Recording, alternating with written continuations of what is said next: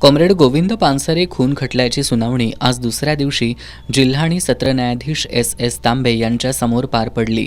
आरोपी शरद कळसकर यानं गुन्हा करण्यापूर्वी त्याच्या साथीदारांशी केलेल्या सांकेतिक भाषेतील संभाषणाची डायरी आणि मोबाईल संच जाणून नष्ट केला होता।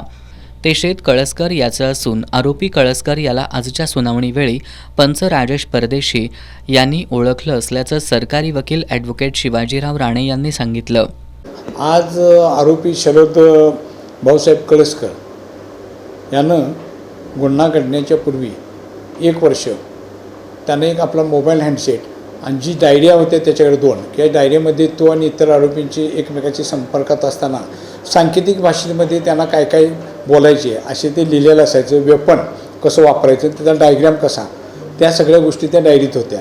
आणि त्यानं काय केलं, ह्या अटक झाल्याच्या पूर्वी 1 वर्ष आधी, त्याला अटक होण्यापूर्वी 1 वर्ष आधी त्याच्या गावामध्ये त्याचं जे शेत आहे त्या शेतामध्ये त्यानं ते नष्ट केले, जाळून ते त्यानं ठिकाण दाखवतो असं 2 पंचांच्या समक्ष निवेदन दिलेलं होतं। औरंगाबादच्या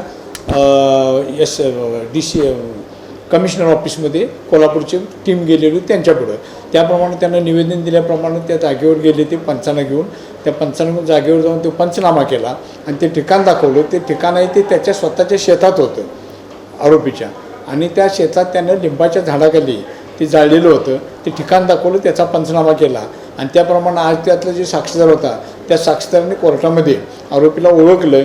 बचाव पक्षाचे वकील समीर पटवर्धन यांनी आज सुनावणी दरम्यान पंच राजेश परदेशी यांना संशयित आरोपी कळसकर याला ओळखण्यासाठी 20 मिनिटं लागली हे आम्ही न्यायालयाच्या निदर्शनास आणून दिल्याचं सांगितलं।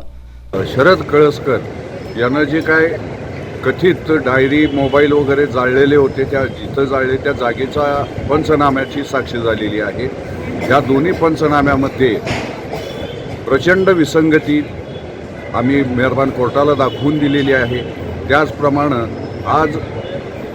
आज जे साक्षीदार परदेशी म्हणून होते त्यांना आरोपीला ओळखण्यासाठी जवळपास 20 मिनिटाचा कालावधी लागला, पण निश्चितपणे त्यांना हाच आरोपी आहे हे सांगता आलेलं नाही। आणि आज त्यांच्या साक्षीमध्ये भरपूर प्रमाणात विसंगती ज्या आढळून आल्या त्या आज आम्ही मेहरबान कोर्टाच्या निदर्शनाला आणून दिलेल्या आहेत। आता याची पुढील सुनावणी फेब्रुवारीच्या 15 आणि 16 तारखेला होणार आहे।